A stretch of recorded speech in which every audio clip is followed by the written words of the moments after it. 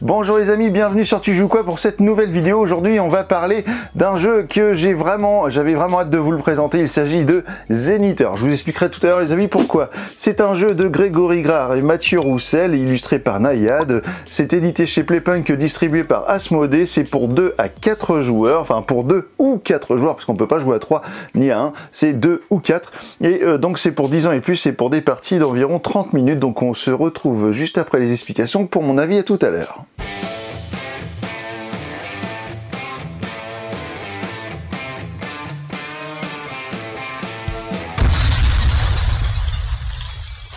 Voici le matériel de Zenith. Alors quel est le but de ce jeu? Eh bien ce sera un tir à la corde sur différentes planètes. Voilà, ça va partir d'un côté et de l'autre. Donc vous avez 5 planètes de couleurs différentes. Et le but du jeu va être de réussir à être le premier à en récupérer 3 de la même couleur. Ou alors 4 de couleurs différentes. Ou alors 5 malgré peu importe les couleurs. Voilà. Donc pour cela vous allez jouer des cartes. Vous allez recruter des personnages. Vous allez jouer de la diplomatie pour obtenir des bonus. Donc ce sera cette partie là du plateau. Et vous allez également tenter d'obtenir le jeton leader qui est ici en faisant des actions de leadership sur cette partie du plateau, puisque ce jeton va vous permettre d'avoir une main de cartes plus importante. Alors au début de la partie, bien chaque joueur va prendre un zénithium, ce sont ces ressources qui sont ici, voilà les petites ressources jaunes, c'est avec ces ressources que vous allez pouvoir faire du développement ici de technologie, donc à chaque fois ce sera par ligne, toute cette ligne là vous coûtera un zénithium, ensuite ce sera 2, 3, 4 et 5 zénithiums pour la dernière ligne, ces jetons là, ces plateaux là sont donc divisés en 3, ils sont tous recto verso, on vous conseille sur la première partie d'utiliser les lettres qui sont en haut pour former le mot Sun, donc Sun comme le soleil qui est indiqué juste ici. Vous avez également en ressources de l'argent, donc ce seront des crédits, chaque joueur va en prendre 12 au début de la partie, et nous avons également un stock de jetons bonus, ce sont les jetons avec ces petites étoiles là que l'on va retrouver ici face visible un petit peu partout, qu'on va pouvoir gagner au fur et à mesure de la partie. En gros, les bonus que vous avez sur le plateau des planètes, le premier joueur à sortir une planète du plateau, gagnera le bonus et on ne le remplacera pas. Il n'y a qu'un seul bonus par planète à gagner. Ensuite, lorsque vous atteindrez cette case-là avec votre pion de diplomatie, le premier joueur à atteindre la deuxième case va remporter le bonus indiqué, vous vous en doutez. Alors pour faire toutes ces actions de diplomatie, de tir à la corde ou de leadership, vous allez utiliser des cartes. À chaque fois vous en aurez 4 en main, sauf si vous avez le pion leader sur sa version argentée qui vous permettra d'en avoir 5, ou bien encore si vous arrivez à le retourner sur sa version dorée, et à ce moment-là votre main de cartes sera de 6, mais seulement vous qui avez le jeton en votre possession. Ce qui veut dire qu'en fait vous allez peut-être avoir 6 cartes dans votre main, alors que votre adversaire n'en aura que 4. Ce sera à lui d'essayer de récupérer ce fameux pion leader. On va voir comment on le fait. Donc ici vous avez des cartes qui sont toutes à peu près de couleurs différentes, à part ici j'ai 2 bleus, j'aurais pu avoir la rose ici. Et donc vous allez avoir à chaque fois le coût des cartes qui sera indiqué juste en haut à gauche. Donc ce sera le coût en crédit.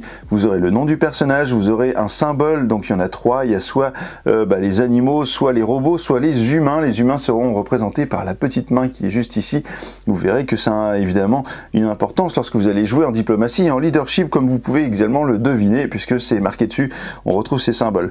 Ensuite vous allez avoir la magnifique illustration de Nayad. C'est vrai que c'est très joli, moi j'aime beaucoup les illustrations du jeu. Et ensuite vous allez avoir dans la partie basse l'effet de la carte en question. À chaque fois que vous allez jouer une carte, par exemple une carte bleue, je serai obligé de la jouer sur la planète bleue, vous en doutez, et vous allez toujours avoir la possibilité de tirer la planète vers vous d'un cran. Donc lorsque vous voyez ce symbole avec une planète, soit une planète colorée, soit un disque gris comme celui-là avec une flèche qui vient vers vous, ça veut dire que vous allez tirer la planète vers vous. Donc imaginons que je paye ma carte 8 et que je la mette juste ici en payant donc les 8 crédits. À ce moment-là, je vais tirer la planète bleue vers moi et je vais pouvoir faire également ces actions qui sont là, à savoir tirer une planète, peu importe laquelle, je peux tirer à nouveau celle-ci. Par contre, ici, je vais être obligé de tirer 2 planètes avec des couleurs différentes, donc par exemple celle-là, et pourquoi pas la verte. L'avantage d'avoir des cartes qui vont rester ici, qui vont se cumuler, c'est que lorsque vous allez payer d'autres cartes de la même couleur, vous aurez des réductions à chaque fois par carte que vous aurez placée avant. C'est-à-dire que chaque carte que vous aurez placée vous permettra d'économiser un crédit. Donc par exemple, si je mets cette carte-là qui a un coût de 2 crédits, vu que j'ai une carte jouée juste avant dans la même colonne, et bien en fait je vais avoir une réduction de 1, donc je ne paierai ma carte que 1 crédit. Si maintenant je mets une troisième carte et qu'elle me coûte 4, et bien ce sera 4 moins 2 crédits. Donc ça c'est pour la description des cartes. Je vous définis un petit peu quand même celles qui sont juste ici rapidement. Donc celle-là vous allez la jouer évidemment sur l'emplacement de Jupiter. Vous allez tirer Jupiter une fois vers vous, vous allez pouvoir déplacer une autre planète vers vous. Et si vous avez le jeton leadership, donc ça c'est la condition, si vous avez le jeton leadership avec vous, le jeton leader, et bien vous allez pouvoir gagner un zénithium. Ici vous allez déplacer la planète rouge de un cran vers vous et vous allez pouvoir gagner 2 zénithiums. Et enfin la dernière, et bien vous allez tirer la planète bleue d'un cran vers vous, vous allez défausser une carte et vous allez gagner un zénithium. Voilà, donc ça ce sont pour les effets de cartes. Maintenant, comment se passe là, le premier tour, sachant qu'il faut définir le premier joueur. Vous avez des cartes d'aide de jeu qui sont ici et vous avez également l'indication premier joueur juste ici. Donc vous avez une phase pour 2 joueurs et vous avez une phase pour 2 contre 2 puisque ce jeu se joue également en équipe. Alors du coup, vous allez bien mélanger les 2 cartes et puis vous allez choisir une des deux. Si vous gagnez, si vous avez réussi à obtenir la carte premier joueur, ce sera vous le premier joueur, sinon ce sera votre adversaire. Ensuite, le joueur qui n'est pas premier joueur, va avoir un petit avantage, c'est que l'on va décaler la planète bleue d'un cran vers lui. Ensuite, vous aurez la possibilité de faire 3 actions, une action ici, ou alors une action ici, ou bien encore une action ici. Voilà, vous ne pourrez jouer qu'une carte à chaque fois, mais vous aurez toujours la possibilité de repiocher à la fin du tour pour être toujours avec votre main complète lors du prochain tour. Donc la première action que je peux faire, c'est recruter un personnage. Donc pour cela, je vais par exemple prendre la carte rouge, je vais la mettre juste ici, je vais payer 4 crédits à la banque et je vais décaler vers moi la planète rouge et je vais gagner 2 zénithiums parce que je me dis que les zénithiums c'est plutôt pas mal pour aller développer des technologies derrière. J'ai fini mon tour, je reprends une carte que j'ajoute à ma main et c'est au tour de mon adversaire. Ensuite, la deuxième action possible lors de votre tour sera le développement de technologie.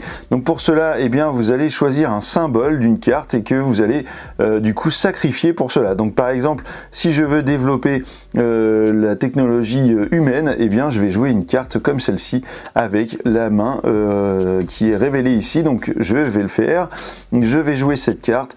Donc je dis que je la joue pour la technologie humaine et je vais payer un zénithium puisque c'est le montant qui est demandé juste ici, je le paye et je monte mon petit pion technologie d'un cran. Dans ce cas, je vais pouvoir déplacer une planète d'un cran vers moi. Je vais ramener par exemple la planète bleue au centre. Cette carte sera ensuite défaussée, je reprends une carte et c'est au tour de mon adversaire. Alors une petite chose sur le plateau de technologie, c'est que lorsque vos 3 pions technologie auront atteint une ligne ou dépassé une ligne, on aurait très bien pu être dans ce cas de figure avec le pion animal qui n'était pas encore monté et hop je le monte, je vais gagner le bonus de la ligne. Donc du coup je gagnerai ce bonus qui est ici en plus du bonus que j'ai déclenché en bougeant ma technologie. Pareillement, si j'arrive ici sur la ligne numéro 2 avec mes 3 pions, je vais pouvoir avoir un déplacement de planète, un tir à la corde de planète d'une valeur de 2 cases, et puis ici ce sera 3. Voilà, et un truc encore à savoir sur le plateau technologie, c'est que vous allez déclencher des effets à répétition. C'est-à-dire que là, par exemple sur la piste des robots, j'aurais déclenché cet effet-là qui me permet de récupérer une carte qui aura été mise devant une planète de mon adversaire pour la prendre chez moi. Donc en faisant ça, je ne vais pas déclencher l'effet de la carte, mais par contre ça me permettra d'avoir des réductions sur les coûts de cartes futures. Donc ça c'est plutôt bien.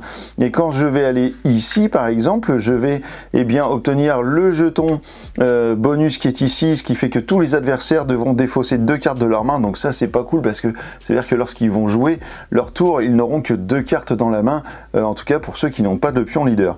Et puis je vais récupérer l'action qui est ici. Donc cette action ce sera d'aller chercher le jeton leader et de le mettre dans ma zone de jeu. Si j'avais déjà le jeton leader sur sa face argent au moment où je fais cette action, le jeton leader passerait alors sur sa face or, et lors de ma phase de pioche, je pourrais chercher 6 cartes dans ma main plutôt que 4.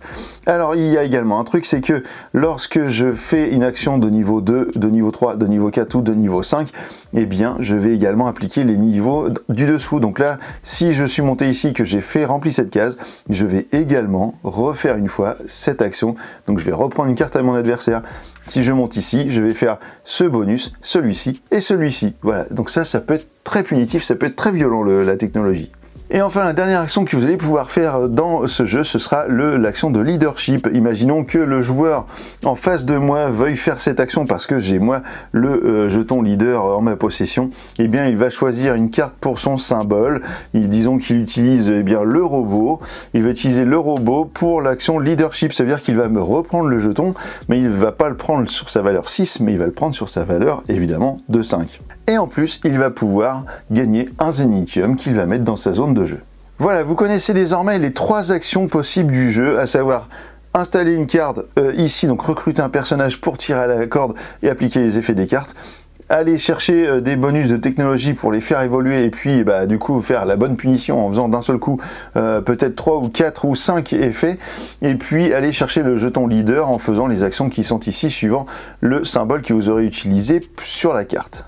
Alors vous avez une aide de jeu qui est juste ici qui va vous permettre de comprendre la plupart, même tout d'ailleurs, tous les effets de cartes en général, et puis les effets de diplomatie par exemple qui sont juste ici, donc ça c'est très utile.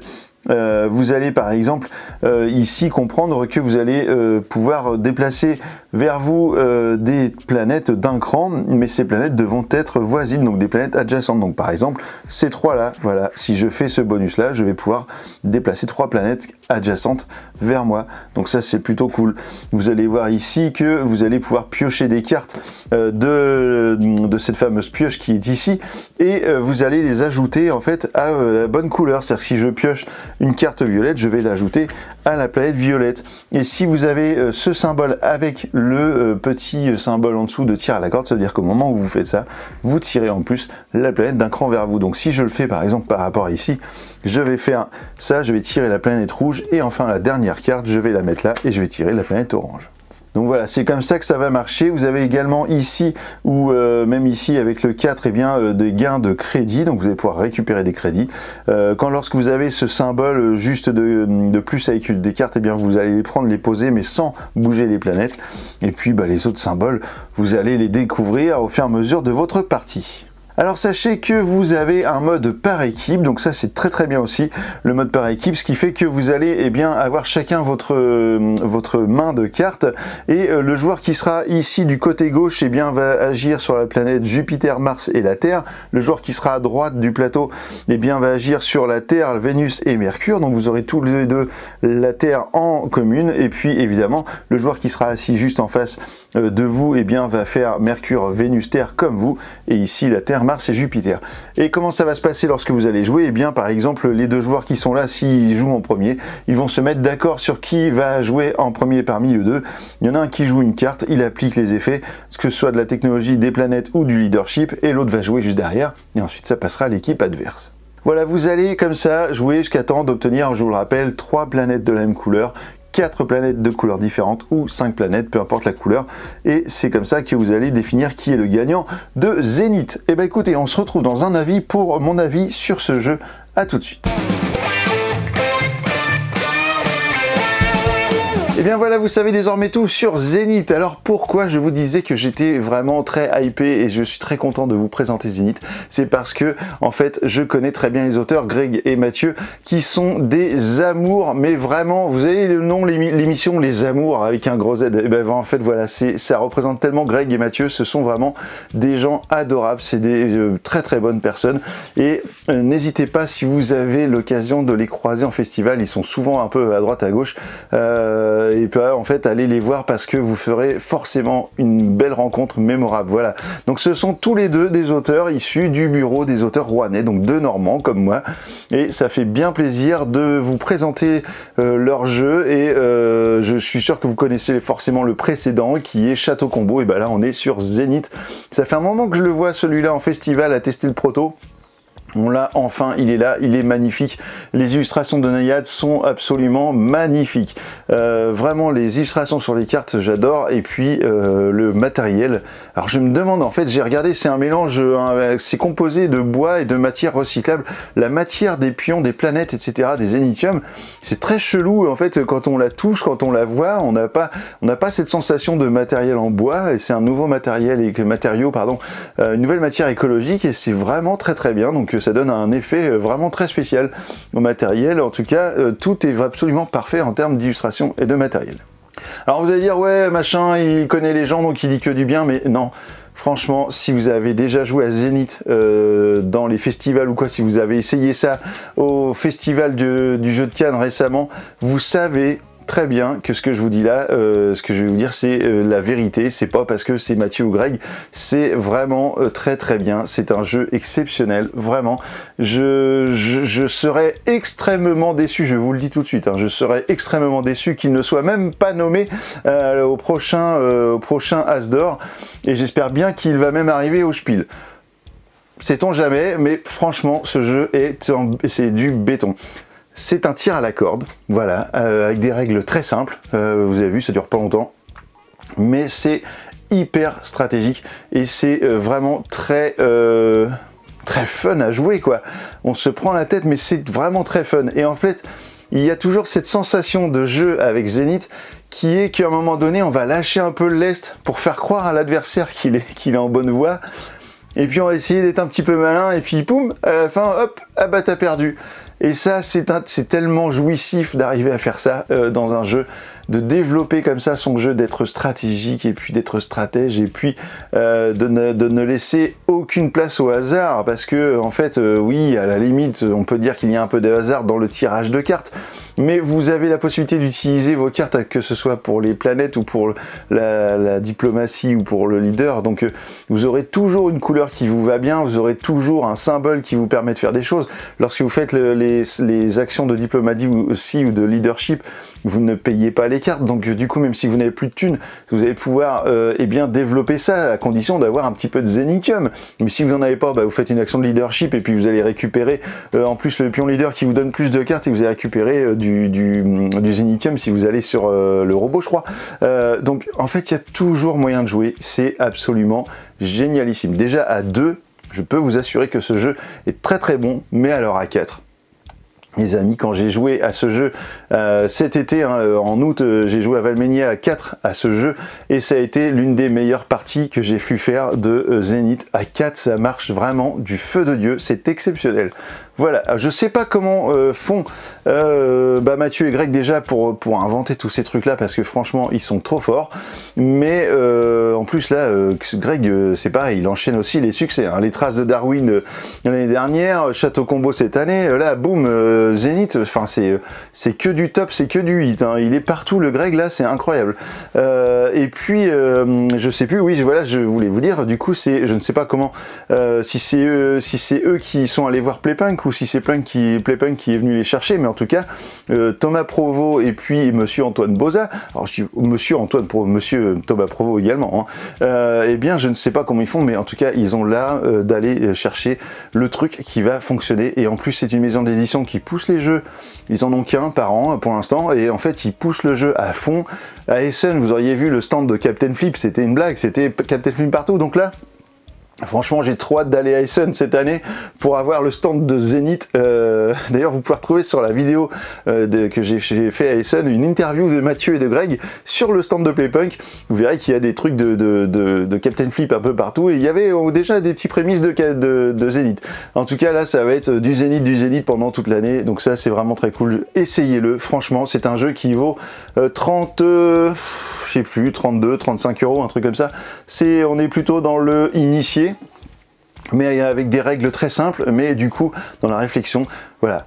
J'arrête là, faites-vous une idée, c'est vraiment exceptionnel. Je lui fais un petit bisou parce que j'aime ce jeu, et je fais un énorme bisou aussi également à Greg et à Mathieu. Voilà les copains, je suis fier de présenter votre chef-d'œuvre. Voilà, je le dis comme ça, c'est cadeau, mais en même temps je le pense vraiment. Allez, maintenant que vous savez tout sur Zénith, et bah alors, tu joues quoi?